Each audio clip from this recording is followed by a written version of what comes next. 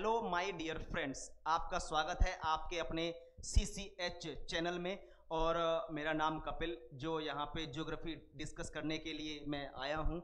मैं और मेरी टीम, अगर मैं कहूँ कि हम लोग पूरी मेहनत से, वो भी लगन के साथ, आपको आपके RRB NTPC, आपके SSC GD में सिलेक्शन के लिए बहुत अच्छे से मेहनत कर रहे हैं। आई होप आप सभी अच्छे होंगे और आप वीडियोस को लगातार देख रहे होंगे और अपनी सफलता के सफ़र में बहुत आगे जा रहे होंगे।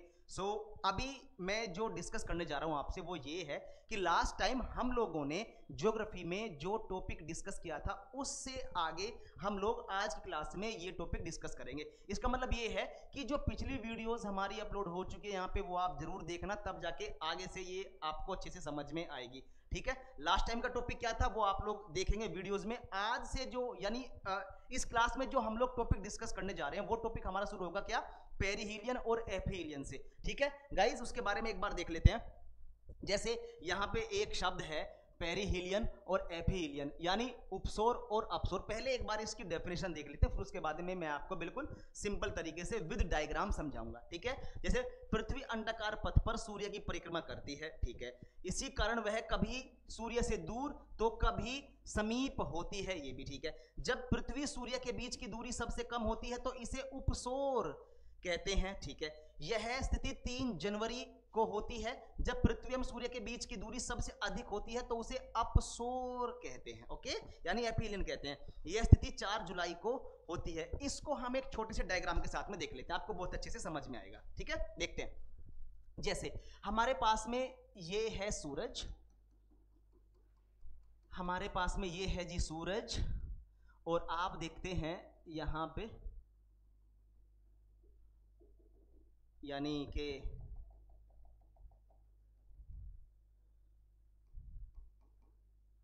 अभी वेट,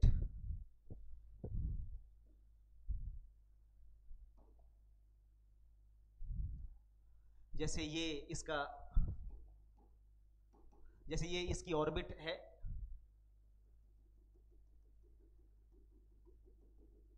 ठीक है, आप इसको मानते हैं, ये है जी इसकी ऑर्बिट। ऑर्बिट, ऑर्बिट यानी कक्षा, कक्षा यानी वो पथ जिस पे कोई भी प्लेनेट या सैटेलाइट किसी के चारों ओर घूमता है। जैसे उपग्रह ग्रह के चारों ओर घूमेंगे और ग्रह सूरज के चारों ओर घूमेंगे। जैसे एक बार हमारी अर्थ यहां पे आएगी, अर्थ यानी पृथ्वी यहां पे आएगी। ठीक है, मैं साफ से लिखने की कोशिश करता हूं, पृथ्वी, और एक बार हमारी अर्थ यहां पे आएगी। ठीक है, अर्थ यानी पृथ्वी। इसका मतलब यह हुआ, ये सूरज और पृथ्वी के बीच में क्या हो जाएगा जी, ये हो जाएगा आपका मैक्सिमम डिस्टेंस, और ये हो जाएगा जी आपका मिनिमम डिस्टेंस। मिनिमम डिस्टेंस, ठीक है, मिनिमम डिस्टेंस। अगर मैं कहूं मैक्सिमम डिस्टेंस जो हमारा होगा वो पृथ्वी का सूरज से होगा कब, 4 जुलाई को। और इसी को आप लोग क्या बोल देंगे जी, एपीहीलियन। इसी को आप बोल देंगे क्या, एपीहीलियन। एपीहीलियन हिंदी में अपसौर बोल देंगे आप इसको, अपसौर। सौर का मतलब क्या हो जाएगा यहां पे सूर्य, और अप का मतलब हो जाएगा यहां से दूर। इसका मतलब सूर्य से दूर कब, 4 जुलाई को। उसके बाद आप देखते हैं मिनिमम डिस्टेंस। मिनिमम डिस्टेंस होता है सूरज से पृथ्वी का 3 जनवरी को, 3 जनवरी को, जिसको आप क्या बोलते हो, उपसौर। ठीक है, उपसौर। उप का मतलब होता है निकट, निकट, और सौर का मतलब होता है सूर्य। इसका मतलब सूर्य से निकट, उसको आप लोग क्या बोलते हैं, पेरिहीलियन यानी उपसौर। याद रखने का सिंपल तरीका बता रहा हूं, इसको आप कहते हैं इंग्लिश में क्या, पेरिहीलियन। पेरिहीलियन देखो, पी से होता है पास और पी से होता है पेरिहीलियन। ठीक है, पी से पास और पी से पेरिहीलियन। इसका मतलब पृथ्वी सूरज के निकट होगी कब, 3 जनवरी को। अब इसी चीज को लेके, अगर मैं इसी चीज को लेके यहां पे अगर बात करता हूं तो ध्यान देना, सूरज और पृथ्वी के बीच जो अधिकतम दूरी होगी यहां पे, वो होती है लगभग 15 करोड़ 21 लाख किलोमीटर। ठीक है, और जो मिनिमम दूरी, जो मिनिमम डिस्टेंस होती है वो होती है लगभग 14.70 करोड़ किलोमीटर। याद रखने वाली बात है। इसका मतलब जब पृथ्वी सूरज से मिनिमम डिस्टेंस पे होगी तो उसकी दूरी कितनी होगी, ये वाली। जब पृथ्वी सूरज से मैक्सिमम डिस्टेंस पे होगी तो उसके बीच का डिस्टेंस कितना होगा, ये वाला। अब यहाँ पे ध्यान दो, जब दो डिस्टेंस है हमारे पास में मिनिमम और मैक्सिमम, तो जाहिर सी बात है एवरेज डिस्टेंस भी होगा। तो एवरेज डिस्टेंस क्या होगा, minimum plus maximum divide by 2, जो भी आएगा वो एवरेज डिस्टेंस हो जाएगा। ठीक है, एवरेज डिस्टेंस आता है लगभग 14 करोड़ 95 से 97 लाख किलोमीटर। उसको हम लोग मान लेते हैं जी कितना, 15 करोड़ किलोमीटर। इसका मतलब क्या हुआ, 15 करोड़ किलोमीटर क्या है, पृथ्वी और सूरज के बीच की औसत दूरी है, जिसको आप लोग कहते हैं 1 एस्ट्रोनॉमिकल यूनिट। इसका मतलब 1 astronomical unit is equal to 15 crore kilometre. इसका मतलब यह हुआ कि इसी डिस्टेंस से हमारी पृथ्वी पर सूरज का प्रकाश पहुंचने में लगभग 8 मिनट 16 सेकंड से लेकर 20 सेकंड के बीच का टाइम लगता है। ठीक है, तो पेरिहीलियन और एपीहीलियन जो आपने पिछली स्लाइड में देखा था, उसका बहुत अच्छा डायग्राम ये है। ये आप जरूर याद रखना कि मिनिमम डिस्टेंस को आप लोग बोल देंगे क्या, पेरिहीलियन, और मैक्सिमम डिस्टेंस को आप लोग बोल देंगे क्या, एपीहीलियन। ठीक है, बाकी डिस्टेंस ये याद होता है, ठीक है, ये याद होता है, ठीक है, और नहीं तो ये बात तो आप जरूर याद रख लेना। ठीक है, यहां से बस आपको ये बात याद रखनी है। ओके, तो आगे देखते हैं जी। यहां पे ये हो गया इससे रिलेटेड। अब है प्लैनेट्स, यानी अगर मैं बात करता हूं जी यहां पे किसकी, प्लैनेट्स यानी ग्रह। आपको पता है कि सूरज के कितने ग्रह हैं, वो 8 ग्रह हैं, है ना। पहले कितने थे हमारे पास में, 9 ग्रह थे। आपको पता है कि प्लूटो को अगस्त 2006 में इंटरनेशनल एस्ट्रोनॉमिकल यूनियन की जब बैठक हुई थी, तो वहां से उसको हमने एज अ प्लेनेट काउंट करने से मना कर दिया था। ठीक है, क्योंकि वो ग्रहों की परिभाषा पे खरा नहीं उतर रहा था। ठीक है जी, क्या होती है जो डेफिनेशन ऑफ प्लैनेट्स, जैसे आप लोग देखते हैं कि कोई भी प्लैनेट, उसका अपना एक गुरुत्वाकर्षण क्षेत्र होना चाहिए प्रॉपर। ठीक है, उसकी ऑर्बिट साफ हो, यानी वो किसी की ऑर्बिट में इंटरफेयर ना करता हो किसी और प्लैनेट की, प्लस सूरज के चारों ओर घूमता हो। सारी बातें अच्छी थी इसके पास में, लेकिन ये नेपच्यून की ऑर्बिट को ओवरलैप कर जाता था। इस आधार पे हम लोगों ने प्लूटो को ग्रह मानने से मना कर दिया। ठीक है, और हम उसको आज काउंट करते हैं एज अ ड्वार्फ प्लैनेट, यानी बोना ग्रह। ठीक है, अब उसी में आगे देखते हैं हम लोग ग्रह क्या होते हैं जी। ये बात हमने देखी, यानी ग्रह सूरज के चारों ओर चक्कर लगाते हैं, उपग्रह अपने ग्रह के चारों ओर चक्कर लगाते हैं। ओके, जैसे देखो पृथ्वी के समान ही सूर्य की परिक्रमा करने वाले प्रकाशहीन आकाशीय पिंड यानी ग्रह, जिनका अपना कोई प्रकाश नहीं होता, जुपिटर को छोड़ दें तो बाकी सारे के सारे सूरज के प्रकाश से ही चमकते हैं। ये भी एक ग्रह की परिभाषा है। ठीक है, आकाशीय पिंड कहलाते हैं। वर्तमान में सौर मंडल में कुल 8 ग्रह हैं, क्रमशः बुध है, शुक्र है, पृथ्वी है, मंगल है, बृहस्पति है, शनि है, अरुण है और वरुण है। ये ग्रह अंडाकार पथ पर सूर्य के चारों ओर चक्कर लगाते हैं। यहाँ पे अंडाकार पथ का मतलब है इलेप्टिकल पाथ या इलेप्टिकल ऑर्बिट। ठीक है, इसके बारे में देखते हैं जी आगे। यानी कि अब पहला जो ग्रह आता है हमारे पास में सोलर सिस्टम में, वो कौन सा आता है, मरकरी। मरकरी यानी बुध। इसके बारे में थोड़ा थोड़ा हम लोग देखेंगे थोड़ी सी स्पीड से। जैसे बुध सूर्य के सबसे नजदीक है, ओके, यह सबसे छोटा ग्रह है, ठीक है, ठीक। इसका तापांतर अन्य ग्रहों की अपेक्षा सर्वाधिक है, ठीक है। इसका द्रव्यमान पृथ्वी के द्रव्यमान का 1/8 है, ठीक है। यह प्रातः एवं साय के तारे के रूप में वर्ष में 3 बार, ये थोड़ा सा याद रख लेना आप, 3 बार दिखाई देता है। इसका कोई भी उपग्रह नहीं है। यहां से जो आपको याद रखना है वो ये बात जरूर याद रखनी है, ठीक है। इसका कोई भी उपग्रह नहीं है। कुछ बातें मैं और बता दूं आपको। जो बुध ग्रह है, आपको पता है कि पूरे सौर मंडल का सबसे छोटा ग्रह है।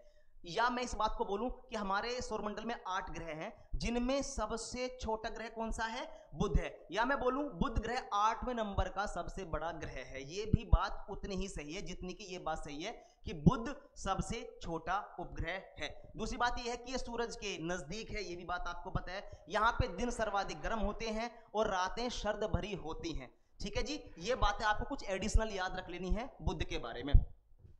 उसके बाद आगे देखते हैं आप, वीनस की बात आती है। वीनस यानी शुक्र। शुक्र के बारे में क्या बातें हैं देखते हैं एक बार, फिर मैं आपको कुछ बातें एडिशनल बताऊंगा, ठीक है। नोट करना आप अपनी नोटबुक में अच्छे से। बुध के बाद शुक्र सूर्य से दूसरा निकटतम ग्रह है। इसे पृथ्वी की बहन कहा जाता है, ओके। पृथ्वी की बहन याद करना है।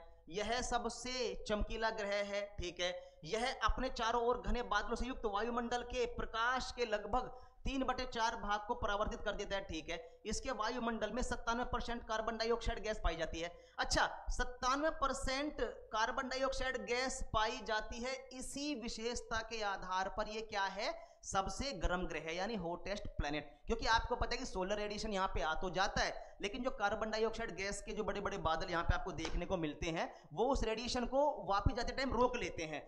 तो सूरज के सामने वाला जो भाग है हमारा शुक्र का वो तो गर्म है ही, और जो पीछे वाला भाग है वो भी हमारा गर्म रहता है। इसीलिए आप लोग कहते हैं कि जो आपका शुक्र है वो सबसे गर्म ग्रह है। कुछ बातें मैं और बताता हूं आपको वीनस के बारे में, शुक्र के बारे में। देखो, इसे आप मॉर्निंग स्टार और इवनिंग स्टार भी कहते हैं, ठीक है। इसे आप हॉटेस्ट प्लैनेट भी कहते हैं, इसे आप सबसे चमकीला ग्रह भी कहते हैं, ये बात आपने यहाँ पे देखी होगी, ठीक है जी। इसे जुड़वा ग्रह भी कहते हैं, ठीक है। इसे क्या बोलते हैं? जुड़वा ग्रह भी कहते हैं। इसे सबसे चमकीला ग्रह भी कहते हैं, ये बात हमने देखी है।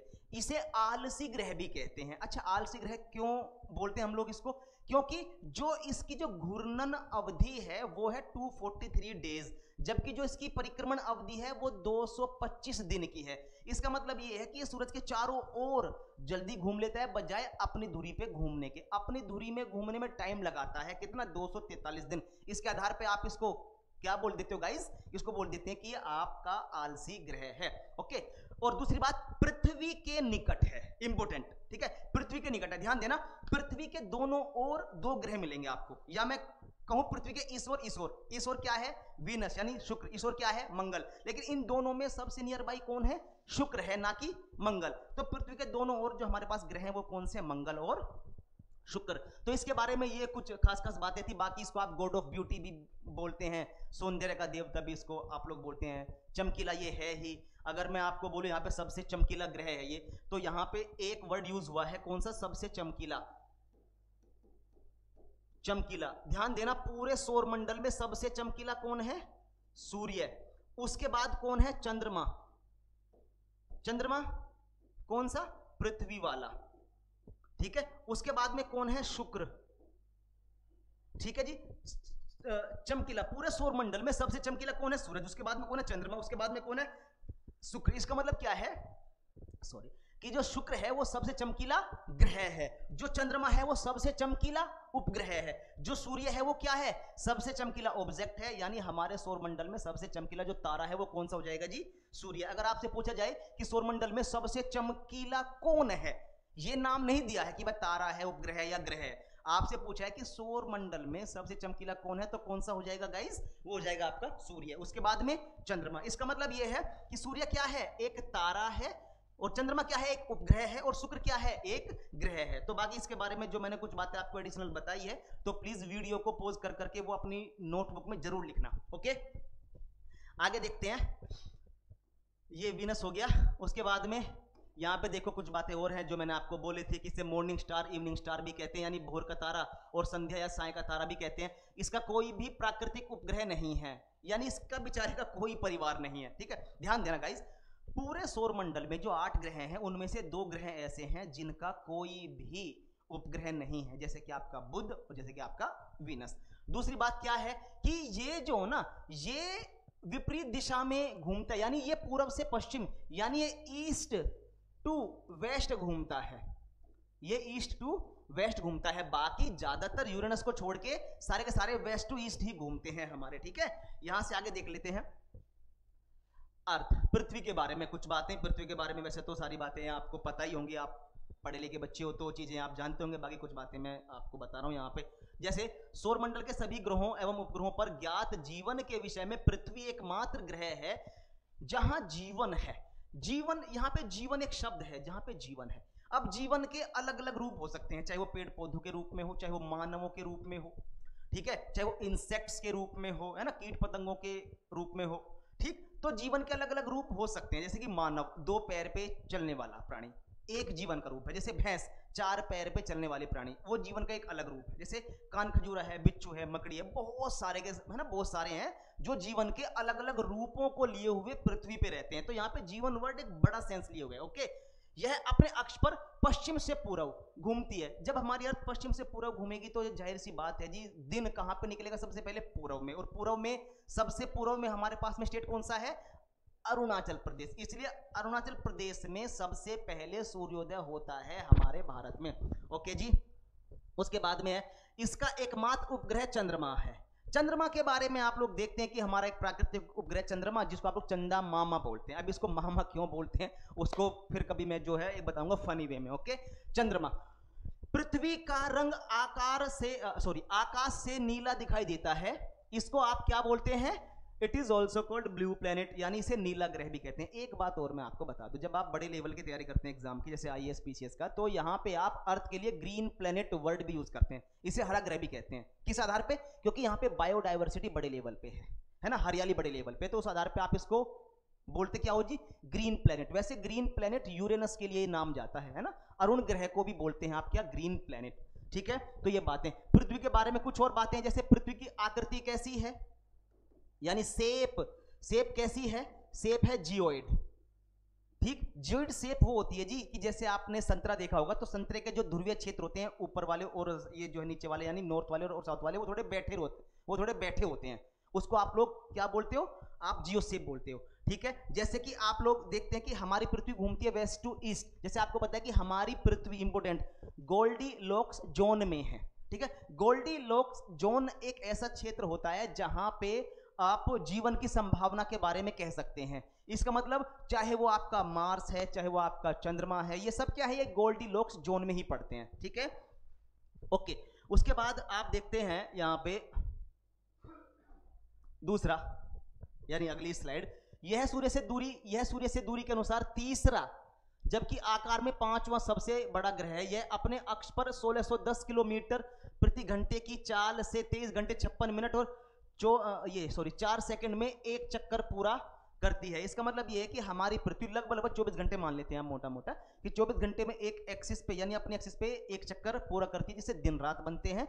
और लगभग ये मान लो कि सूरज के चारों ओर घूमने में इसको 365 दिन 5 घंटे 48 मिनट समथिंग सेकंड लगते हैं।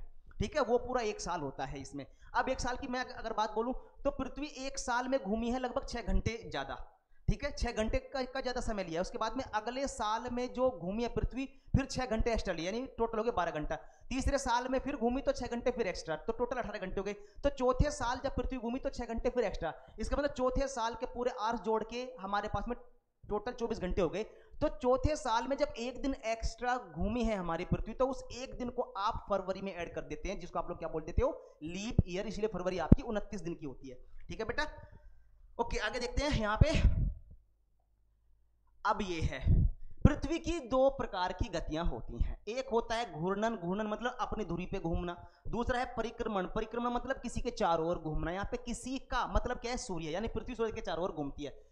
अपने अक्ष पर घूमना घूर्णन कहलाता है, जबकि सूर्य के चारों ओर घूमना या चारों ओर एक स्थित कक्षा में पृथ्वी की गति को परिक्रमण कहते हैं। ठीक है, इन दोनों गतियों के कारण ही दिन रात बनते हैं, ऋतु परिवर्तन होता है। परिक्रमण के कारण क्या होता है जी? ऋतु परिवर्तन होता है। ये बात आप जरूर याद रखें। ठीक है, हालांकि जो टिल्टेड है, यानी जो पृथ्वी का झुकाव है, उसमें उसका भी योगदान रहता है इसमें। ठीक है, ऋतु परिवर्तन में पृथ्वी का अपने अक्षों में झुकाव भी एक प्रमुख कारण है। ये बात आप जरूर याद रखना। ठीक है, ये वाली बात है।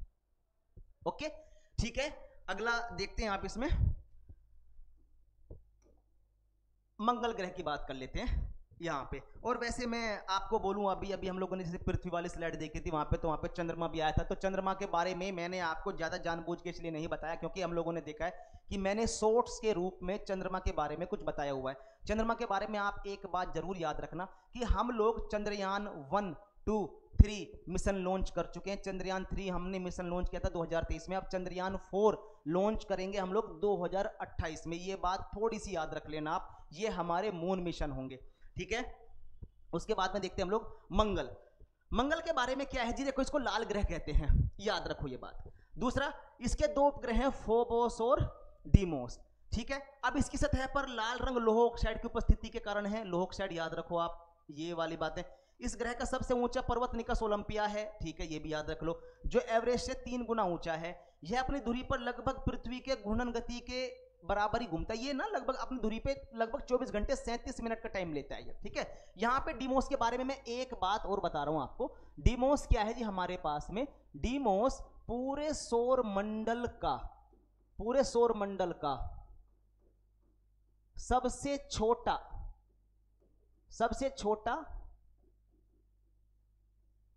पूरे सौर मंडल का सबसे छोटा उपग्रह है। दूसरी बात यह है कि जो मंगल है, मंगल पे हमने एक मिशन भेजा था 2013 में, आपको याद होगा, बाय PSLV CXL-25 का यूज करके, रॉकेट का नाम था ये, ठीक है। तो हमने सतीश धवन स्पेस सेंटर से लॉन्च किया था क्या, मंगलयान 1। अब हम लोग मंगलयान 2 मिशन लॉन्च करने वाले हैं इस साल के लगभग एंड में, यानी लाटर हाफ में, ठीक है। वो जो भी स्पेसिफिक डेट होगी उसको लॉन्च कर देंगे, लेकिन हमारा जो मंगलयान 2 मिशन है वो इसी साल के लगभग एंड में लॉन्च हो जाएगा। ये बात भी आप याद रखेंगे 2024 में, ठीक है, मंगल के बारे में। बाकी मंगल के बारे में जो इंपॉर्टेंट बातें हैं वो आप लोगों ने यहाँ पे देख ली है, मंगल मिशन वो भी हम लोगों ने थोड़े से डिस्कस कर लिए हैं, ठीक है। उसके बाद देखते हैं हम लोग जुपिटर के बारे में। ध्यान देना, मैंने जब लास्ट क्लास में सैटर्न का जो यहाँ पे डायग्राम बनाया था, डायग्राम में हम लोगों ने अच्छी सी चीजें मेंशन की थी। तो आपको मैंने वहां पे बताया था कि एस्टेरॉइड्स बेल्ट यानी क्षुद्र ग्रह पेटी, क्षुद्र ग्रह पेटी आपकी बृहस्पति और मंगल के बीच में स्थित है, ठीक है। चट्टानों के छोटे छोटे टुकड़े हैं जो प्रॉपर एक सीक्वेंस में हैं और ये सूरज के चारों ओर घूम रहे होते हैं, ठीक है, जिसको आप लोग क्या बोलते हो, एस्टेरॉइड्स बेल्ट यानी क्षुद्र ग्रह पेटी। जुपिटर के बारे में और देख लेते हैं। यह सूर्य से 5वां निकटतम परंतु सबसे बड़ा ग्रह है, ठीक है। बृहस्पति मुख्यतः हाइड्रोजन और हीलियम का बना है, ठीक है, जो सौरमंडल के शेष समस्त ग्रहों के सम्मिलित द्रव्यमान से लगभग 2.5 गुना अधिक द्रव्यमान वाला है, ठीक है। इसका मतलब ये है कि अगर आप सभी ग्रहों को शामिल भी कर लेते हैं तो भी उनसे बड़ा होगा जी, लगभग 2.5 गुना, ठीक है। ओके, यह सूर्य से जितनी मात्रा में ऊर्जा ग्रहण करता है उससे अधिक मात्रा में विकिरित करता है। इसका वायुमंडलीय दाब पृथ्वी के वायुमंडलीय दाब से लगभग 1 करोड़ गुना अधिक है, ठीक है। इसके वायुमंडल में तीव्र संवहन हवाएं चलती हैं, यानी यहां पे ना बड़े बड़े लाल रंग के बड़े बड़े बादल देखने को मिलते हैं आपको, पहली बात। दूसरी बात, ये सबसे भारी ग्रह भी है, ठीक है। ये अपनी धुरी पे सबसे तेज भी घूमता है, ठीक है जी।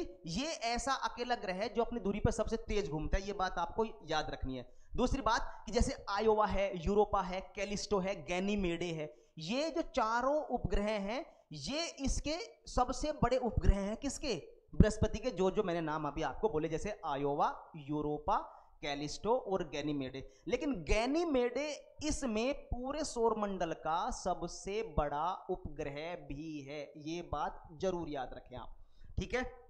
ओके, जैसे आप लोग देखते हैं कि इसके लगभग 95 यानी 95 उपग्रह हैं, जो लेटेस्ट आंकड़े हैं वो यही है। इसका मतलब सौरमंडल में ये ऐसा ग्रह है जो दूसरे नंबर पर सबसे ज्यादा सैटेलाइट लिए हुए है, ठीक। इसके चारों ओर रिंग्स, छल्ले पाए जाते हैं, ये बात आप भी जानते हैं। तो ये सारी की सारी बातें जो मैंने एक्स्ट्रा आपको बताई है, ये वीडियो को पॉज करके आप आसानी से देख सकते हैं, ठीक है, लिख सकते हैं, नोट जरूर बनाना दोस्त। आगे देखते हैं जी। ओके, बृहस्पति के ज्ञात उपग्रहों में गैनीमेड, कैलिस्टो, आयोवा भी कहते हैं इसको, यूरोपा है। गैनीमेड सौरमंडल का सबसे बड़ा, हम लोग अभी देख चुके हैं, जो आकार में बुध से भी बड़ा है। इसके उपग्रहों की संख्या 79, ये थोड़ा सा इसको आप ठीक कर लेना, ये 95 है, ठीक है, लेटेस्ट आंकड़े ये हैं जी। और बृहस्पति का पलायन वेग लगभग 59.64 किलोमीटर पर सेकंड सर्वाधिक है, और इस हिसाब से ये अपने धुरी पे अपने चारों तरफ लगभग 9 घंटे लगभग 40 मिनट में घूम लेता है ये, ठीक है। जितना बड़ा उतना फुर्तीला। इसको जोवियन ग्रह भी कहते हैं, इसको जायंट प्लेनेट भी कहते हैं, ठीक है। ये सब आउटर जो प्लेनेट्स हैं उनके नाम हैं। ओके जी, आगे बढ़ते हैं। सैटर्न यानी शनि, शनि के बारे में देखते हैं क्या क्या बातें हैं यहाँ पे। शनि आकार में दूसरा सबसे बड़ा ग्रह है, ठीक है। ये ना मैंने जो लास्ट क्लास में गाइस डायग्राम डिस्कस किया था उसमें मैंने सभी ग्रहों की नंबरिंग बताई थी आपको कि आपके पेपर में कैसे क्वेश्चन पूछे जा सकते हैं। जैसे कि आपसे पूछ ले कि भाई छठे नंबर का सबसे बड़ा ग्रह कौन सा होगा, चौथे नंबर का सबसे बड़ा ग्रह कौन सा होगा, जैसे आंतरिक ग्रहों में सबसे बड़ा ग्रह कौन सा हो जाएगा, बात समझ आई है। तो ये चीजें आप एक बार उस वीडियो में जाके जरूर देखना, चीजें बहुत अच्छी लगेंगी आपको, कुछ और बहुत बातें नई भी जानने को मिलेगी, ठीक है। जैसे आप लोग देखते हैं, यह आकाश में पीले तारे के समान दिखाई देता है। इसका रंग कैसा है जी, पीला। पीला रंग क्यों है, अमोनिया गैस की ज्यादा उपस्थिति के कारण आप इसको क्या बोल देते हो, येलो प्लेनेट बोल देते हैं। इसके उपग्रहों की संख्या कितनी है, 146, यानी सारे के सारे जो ग्रह हैं सौरमंडल में उसमें सबसे ज्यादा सैटेलाइट, सबसे ज्यादा उपग्रह किसके हैं, शनि के। जैसे टाइटन, टाइटन इसका सबसे बड़ा उपग्रह है, ठीक है। उसके बाद में यह नाइट्रोजन, यह नाइट्रोजन युक्त वायुमंडल है। ठीक, नाइट्रोजन गैस भी यहाँ पे आपको पाई जा है ना, आपको मिलती है। शनि ग्रह व इसके उपग्रह टाइटन के अध्ययन हेतु वाइजर और कैसिनी फ्यूजिंग अंतरिक्ष यान प्रक्षेपित किए गए थे। ये याद रह जाए तो अच्छी बात है, नहीं ज्यादा लोड लेने की आवश्यकता है नहीं। ठीक है, मैं आपको कुछ बातें और बता रहा हूँ शनि के बारे में। जैसे आप इसको आकाश गंगा जैसा ग्रह भी कहते हैं। इसके चारों ओर स्पष्ट वलय यानी जो रिंग्स हैं वो प्रॉपर दिखाई देते हैं। ठीक है जी, इसको आप लोग न्याय का देवता भी कहते हैं। किसको? शनि को। अब इसका जो टाइटन है, ये बात हम लोग देख ही चुके हैं कि टाइटन जो है वो शनि ग्रह का सबसे बड़ा उपग्रह है यहाँ पे। ठीक है, तो ये कुछ कुछ खास बातें थी जी किसकी, हमारे पास में शनि का। और बाकी जो इसका घूर्णन काल है या जो इसकी रोटेशनल जो इवन टाइम पीरियड है वो लगभग 10 घंटे 20 मिनट के अराउंड रहता है। ठीक, और जो इसकी जो परिक्रमण अवधि है सूरज के चारों ओर घूमने की, वो लगभग 29 साल के आसपास की रहती है। ठीक, तो ये कुछ बातें हैं जो आपको यहाँ पे देखनी है। किसके बारे में? शनि के बारे में। ओके, नेक्स्ट देखते हैं जी। अब ये अरुण, ये अरुण एक्चुअली इसको यूरेनस बोलते हैं इंग्लिश में, यूरेनस, हिंदी में बोलते हैं अरुण। इसकी भी कुछ खास बातें हैं। जैसे आप लोग देखते हैं कि जो अरुण है यानी जो यूरेनस है, ये आपका ईस्ट टू वेस्ट घूमने वाला ग्रह है। दूसरा, ये अपनी धुरी पे इतना ज्यादा झुका हुआ है कि इसको आप लेटा हुआ ग्रह भी कह देते हो। ठीक है, इस पे 5 रिंग से ज्यादा रिंग्स पाई जाती हैं, लेकिन जो 5 रिंग्स हैं उनके नाम है स्पेशली अगर आप देखें, जैसे अल्फा है, बीटा है, गामा है, डेल्टा है और इप्सिलॉन है। ठीक, इसे आप हरा ग्रह भी कहते हैं। ठीक, हरा ग्रह यानी यहाँ पे जो मीथेन गैस है उसकी उपस्थिति कुछ ज्यादा है, इस आधार पर ये कुछ हरा आपको दिखाई पड़ता है। ठीक, और देख लेते हैं जी आगे। 1781 में विलियम हर्शेल ने यूरेनस की खोज की थी। यह आकार में तीसरा बड़ा और सूर्य से 7वां निकटतम ग्रह है। यह एकमात्र ऐसा ग्रह है जो सूर्य की प्रदक्षिणा एक ध्रुव से दूसरे ध्रुव की ओर करता है। इसका मतलब यह है कि यह अपनी धुरी पर इतना झुका हुआ है कि सूरज का अधिकतम प्रकाश इसके ध्रुवीय क्षेत्रों पर ही पड़ता है। ठीक है जी, इसीलिए सोलर सिस्टम में अरुण ही एक ऐसा एकमात्र ग्रह है जिसको उसके ध्रुवों पर सबसे ज्यादा प्रकाश की प्राप्ति होती है। ओके, इस लाइन का मतलब यह है। दूसरा, इसे लेटा हुआ ग्रह कहते हैं, हम लोग डिस्कस कर चुके हैं लेटा हुआ ग्रह। ओके, इसका वायुमंडल घना है जिसमें हाइड्रोजन, हीलियम, मीथेन और अमोनिया गैस मिलती है। ये बात आप यहां से जरूर नोट कर लेना जी। ओके, तो ये कुछ इसमें आंकड़े हैं सूर्य और उसके परिवार के मेंबर, सूर्य से औसत दूरी क्या है, ऑर्बिटल पीरियड क्या है, अक्ष के सारे गुणन की अवधि क्या है, है ना, उपग्रहों की संख्या क्या है। तो वो धीरे धीरे इसमें आप लोग देख लेना। ये बाकी मैंने यहाँ पे अपडेट करा दिए थे। ठीक है, 95 देखा होगा आपने, 146 करा दिए थे, है ना, 146, 27 और 14, ये सब। इस लिस्ट को आप एक बार वीडियो को पॉज करके देख लेना। ठीक है, इस तरीके से स्नैपशॉट नहीं लेना है, ये आपको नोट करने हैं। ठीक है जी, ओके, थोड़ा सा आगे बढ़ लेते क्योंकि ये मैं इनके बारे में और क्या बताऊं आपको, ये आप यहां से आप देख लेना। ठीक, आगे देखते हैं वरुण। वरुण यानी नेपच्यून। पहली बात, ये सौरमंडल का आखिरी ग्रह है। आखिरी ग्रह है तो जाहिर सी बात है दूर भी होगा तो जाहिर सी बात है यहां तक सूरज की रोशनी ज्यादा पहुंच नहीं पाएगी। इसका मतलब ये ठंडा भी होगा, इसका मतलब इसे ठंडा ग्रह भी कहते हैं आप। ओके, उसके बाद में आप देखते हैं वरुण का एक उपग्रह है। ठीक है, जिसको आप लोग क्या बोलते हो? ट्रिटोन। वैसे तो इसके उपग्रह और भी हैं, कितने हैं इसके उपग्रह हैं? 14। ठीक, लेकिन उनमें जो सबसे बड़ा उपग्रह है वो क्या है जी? ट्रिटोन है ना, जिसको आप ऐसे लिखते हैं ट्रिटोन, जिसको आप ट्रिटोन ऐसे लिखते हैं। ठीक है, आगे देख लेते हैं। 1846 में जोहान गाले ने इसकी खोज करी थी।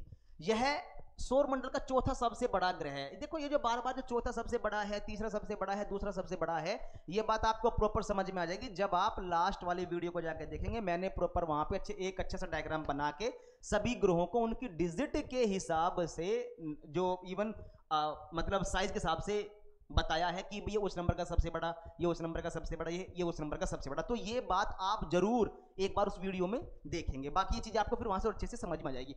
इसके भी चारों ओर वलय मिलते हैं। ठीक है जी, वलय तो चारों ओर, देखो जो आउटर प्लेनेट है ना, जो बाहरी ग्रह हैं, जैसे कि आपका बृहस्पति, आपका शनि, आपका अरुण, आपका वरुण, इन चारों के चारों तरफ भी आपको वलय मिलते हैं, या मैं कहूं इन चारों के चारों तरफ आपको वलय देखने को मिलते हैं। ठीक है, वलय सिलिकेट या कार्बन आधारित तत्वों से मिलके बने हैं, ये बात आप हल्की सी देख लेना। इसके वायुमंडल में 80% हाइड्रोजन है, 19% हीलियम है, साथ ही साथ मीथेन की उपस्थिति भी है। इसका मतलब यह कि मीथेन भी है जी, हीलियम भी है, हाइड्रोजन भी है। बाकी ट्रिटोन हम लोग देख रहे हैं कि इसका सबसे बड़ा है उपग्रह। ट्रिटोन पृथ्वी के चंद्रमा से बड़ा एवं वरुण की सतह से अधिकतम निकटतम या अधिक निकट है। उसके बाद इसके वायुमंडल का रंग हरा है, इसलिए इसे आप हरा ग्रह भी बोलते हैं। ध्यान देना, यहां पे इसको हल्का सा आप एडिट कर लेना। हरा ग्रह इसको नहीं बोलते जी, हरा ग्रह बोलते हैं अरुण को, यानी यूरेनस को। ये थोड़ी सी यहां पे एरर हुई है और उसके लिए मैं आपसे हाथ जोड़ के माफी चाहता हूं, ठीक है। ओके गाइस, थोड़ा सा आगे बढ़ लेते हैं। ट्रिटोन, जैसे मैंने आपको बताया, ट्रिटोन इसके जो और उपग्रह हैं उनमें सबसे बड़ा उपग्रह आपका ट्रिटोन है। ओके, आगे देखते हैं जी। मून, चंद्रमा, इसके बारे में हम डिस्कस कर ही चुके हैं भाई। पृथ्वी का प्राकृतिक उपग्रह है, पृथ्वी के चारों ओर घूमता है। इसका पृथ्वी का परिक्रमण काल और घूर्णन काल लगभग बराबर ही है ना, 27 दिन समथिंग का, तो वो लगभग सेम है। यह पृथ्वी के चारों ओर दीर्घवृत्तीय कक्षा में यानी इलेप्टिकल पाथ में घूमता है। इलेप्टिकल पाथ कैसा होता है? ऐसे, एक बार पास आएगा तो एक बार दूर जाएगा, ठीक है, इसको बोलते हैं आप इलेप्टिकल पाथ। चंद्रमा का अपना प्रकाश नहीं है क्योंकि यह सूरज के प्रकाश से ही चमकता है, किंतु यह सूर्य के प्रकाश से चमकता है। चंद्रमा पर वायुमंडल नहीं है, यह बात हम सभी जानते हैं, क्योंकि इसकी गुरुत्वाकर्षण शक्ति गैसों को बनाए रखने में असमर्थ है, क्योंकि जो यहाँ पे गुरुत्वाकर्षण बल है वो पृथ्वी के मुकाबले काफी कम है ना। लगभग आप 1/6 कह सकते हैं। इसका मतलब ये कि अगर आप पृथ्वी पे 1 मीटर उछलते हैं तो वहां पे आप लगभग 6 मीटर उछल जाएंगे, तो इतनी खास ग्रेविटी है नहीं वहां पे। तो इसीलिए वहां का जो गुरुत्वाकर्षण बल है वो वहां के वायुमंडल को पकड़ने में या रोके रखने में या फिर बनाए रखने में असमर्थ था, इसलिए वहां पे कोई वायुमंडल आपको नहीं देखने को मिलता है, एटमॉस्फेयर। चंद्रमा का घूर्णन परिक्रमण समय समान है, 27 दिन 7 घंटे 43 मिनट, जैसा हम लोगों ने अभी भी देखा था। होने के कारण चंद्रमा का केवल आधा भाग यानी 59% भाग ही हमें सदैव पृथ्वी की ओर दिखाई देता है, ठीक है। ये कुछ बातें। बाकी चंद्रयान जो मिशन थे वो हम लोगों ने देखे थे कि चंद्रयान 1 2008 में लॉन्च किया गया था, चंद्रयान 2 2019 में लॉन्च किया गया था, चंद्रयान 3 2023 में लॉन्च किया गया था और चंद्रयान 4 2028 में लॉन्च किया जाएगा। ये हमारा यानी इसरो का फ्यूचर मिशन है, ठीक है। चंद्रमा के बारे में ये कुछ बातें। उसके बाद में आप देखते हो चंद्रमा के बारे में कुछ बातें। देखो, चंद्रमा पे जो हमने मिशन भेजा चंद्रयान 3 2023 में, हम लोग चंद्रमा के साउथ पोल पे पहुंचने वाले दुनिया में पहले देश हो गए और चंद्रमा पर पहुंचने वाले चौथे देश हो गए। जैसे कि पहले अमेरिका था, फिर रशिया, चाइना और उसके बाद में भारत चौथे नंबर पे है। इंडिया चंद्रमा के डार्क एरिया में है ना, अंधेरे वाले क्षेत्र में साउथ पोल पे अपने इस मिशन को लॉन्च करने वाला दुनिया का अकेला या एकमात्र देश बना था, ठीक है। इसमें लेकिन हमसे पहले तो कुछ और देशों ने भी अपने मिशन लॉन्च किए थे ना। जैसे आपने देखा होगा कि 1969 में अपोलो 11 से आपका Neil Armstrong, Edwin Buzz Aldrin और एक और, ये 3 लोग चंद्रमा पे पहुंचे थे। जैसे आपने देखा होगा यहाँ पे 1969 को Neil Armstrong, sir Edwin Aldrin या एडविन बज एल्ड्रिन भी इसको बोलते हैं, विश्व के पहले व्यक्ति बने जिन्होंने चंद्रमा की सतह पर अपने कदम रखे थे। अपोलो 11 नामक अंतरिक्ष यान में इनको भेजा गया था, ठीक है।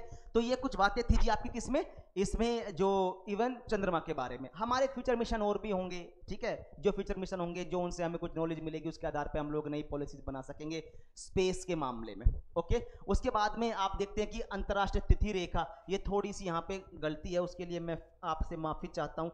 यह तिथि, तिथि यानी डेट, डेट यानी तारीख, ठीक है।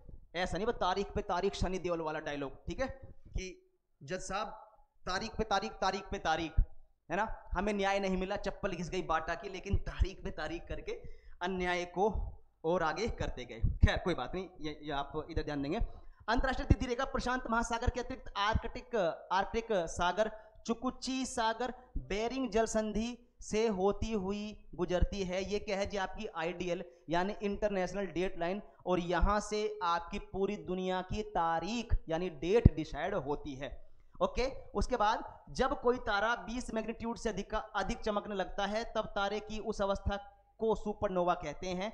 पृथ्वी से देखा जाने वाला सबसे चमकीला तारा साइरस या डॉग स्टार है। ये देखा जाने वाला तारा है, देखा जाने वाला तारा है। इसका मतलब सूरज के बाद जो सबसे चमकीला तारा है हमारा कौन सा है जी, वो डॉग स्टार, ठीक है। अगर मैं बोलूं कि सूर्य के निकटतम तारा कौन सा है, वो हो जाएगा हमारा प्रोक्सिमा सेंटोरी, ओके जी। ओके, तो आगे देखते हैं प्लूटो। प्लूटो के बारे में तो आप लोग देखे ही है ना, आपने सुना ही होगा। ये थोड़ा सा ना इसकी हरकतें ठीक नहीं थी, मतलब ये ताका झाकी करता था, ठीक है। वरुण ग्रह जो था उसकी ऑर्बिट में ये घुस जाता था और कई कई साल में बाहर निकलता था। तो इसकी इन्हीं हरकतों की वजह से हमने क्या किया, हम पृथ्वी वालों ने इसको ग्रह मानने से मना कर दिया कि भाई ठीक है, अब हम आपको कोई भी इवन ग्रह काउंट नहीं करेंगे और हम आपको मानेंगे क्या, बोना ग्रह, है ना। बोना ग्रह मतलब राजपाल यादव टाइप। ओके, खैर कोई बात नहीं। प्लूटो तो तब से आप इसको काउंट करते हो जी क्या, बोना ग्रह यानी प्लूटो। उसके बाद में देखो आप, अभी तक प्लूटो को मीटर एक ग्रह माना जाता था, मतलब प्लूटो को भी, ये भी है, एक ग्रह माना जाता था। परंतु इंटरनेशनल एस्ट्रोनॉमिकल यूनियन, है ना, इंटरनेशनल एस्ट्रोनॉमिकल यूनियन ने अगस्त 2006 ने यह निर्णय लिया कि प्लूटो, ये थोड़ी सी एरर है इसमें, मैं ठीक कर देता हूं जी आप लोगों के लिए।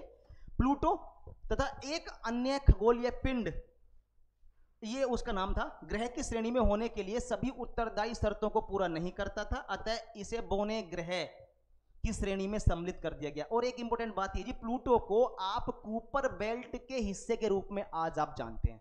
तो प्लूटो किस बेल्ट का हिस्सा है, कूपर बेल्ट का हिस्सा है, ये बात आप जरूर याद रखना। अगला एक्लिप्स यानी सूर्य ग्रहण। सूर्य ग्रहण क्या होता है, ध्यान देना। सूर्य ग्रहण कब लगेगा, जब सूर्य और पृथ्वी के बीच में चंद्रमा जाएगा। तो चंद्रमा की जो छाया पृथ्वी के जिस हिस्से पे पड़ेगी उस वाले हिस्से में अब क्या लग जाएगा जी, आपका सूर्य ग्रहण। इसको आप लोग क्या बोलते हैं, न्यू मून, जो अमावस्या की रात को लगता है, लेकिन हर अमावस्या की रात को नहीं लगता। इसलिए आप कहते हैं कि साल में अधिकतम 7 सूर्य ग्रहण लग सकते हैं, ठीक है। अब इसमें क्या है, ग्रहण एक खगोलीय घटना है जिसमें प्रकाश के स्रोत जैसे सूर्य एवं पृथ्वी के बीच किसी पिंड के आने से पृथ्वी के प्रकाश कुछ समय के लिए अवरोधित हो जाता है। और ग्रहण 2 प्रकार के होते हैं। वैसे अगर मैं थोड़ा सा और डिटेल से बताऊं तो इसको ना 3 प्रकारों में काउंट कर सकते हैं आप, ठीक है। ओके, आगे देखते हैं यहाँ पे। ओके, ल्यूनर एक्लिप्स यानी चंद्र ग्रहण। चंद्र ग्रहण कब होगा जी, चंद्र ग्रहण होता है आपका जब पृथ्वी और सूर्य, या मैं कहूं जब सूर्य और पृथ्वी और चंद्रमा एक दिशा में आए, या मैं कहूं सूर्य और चंद्रमा के बीच में पृथ्वी आ जाए, तो उसको आप लोग क्या बोलते हैं, चंद्र ग्रहण यानी ल्यूनर एक्लिप्स। इसको इंग्लिश में फुल मून बोला जाता है, ठीक है। इनकी भी अधिकतम संख्या 7 हो सकती है, किसमें, एक साल में, यानी अधिकतम 7 बार लग सकते हैं। जब पृथ्वी की छाया चंद्रमा पर पड़ती है तो उसे चंद्र ग्रहण कहते हैं। यह स्थिति तब बनती है जब सूर्य चंद्रमा के बीच में पृथ्वी होती है, जैसा अभी हम लोगों ने देखा था। यह तीनों एक रेखा में होते हैं। चंद्र ग्रहण की स्थिति पूर्णिमा को होती है और किंतु सभी पूर्णिमा को नहीं। इसका कारण पृथ्वी के सापेक्ष चंद्रमा का 5 डिग्री झुकाव होना है, और इसी के साथ में चंद्रमा 5 डिग्री झुका होने के कारण क्या होता है जी, थोड़ा सा आगे निकल जाता है। इसलिए हर पूर्णिमा को या हर अमावस्या को सूर्य ग्रहण और चंद्र ग्रहण नहीं लगता, यानी हर अमावस्या को सूर्य ग्रहण और हर पूर्णिमा को चंद्र ग्रहण नहीं लगेगा गाइस।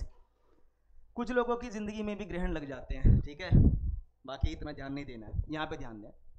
सूर्य ग्रहण, इसको हम लोगों ने देखा, ये था हमारा सूरज, ये हमारा मून, और ये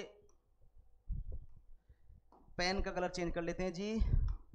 तो ये जो चंद्रमा है, ये इसकी छाया कहां पड़ रही है, हमारी इस वाले हिस्से पे पड़ रही है। जो इस वाले हिस्से पे छाया पड़ रही है ना, यही क्या है, यही है आपका सूर्य ग्रहण, इसी वाले हिस्से में लगेगा। और ये अम्बरा भी बोलते हैं आप इसको, ये अम्बरा वाला एरिया होता है, ठीक है। और अगर आप पृथ्वी को सूर्य और मून यानी सूरज और चंद्रमा के बीच में ले आएंगे तो क्या हो जाएगा जी, आपका चंद्र ग्रहण हो जाएगा, ठीक है। यहां पे लिखा भी है कि भाई न्यूनतम 2 अधिकतम 5 हो सकते हैं, ठीक है। मैक्सिमम अगर आप देखें तो साल में 7 की संख्या होती है इनकी।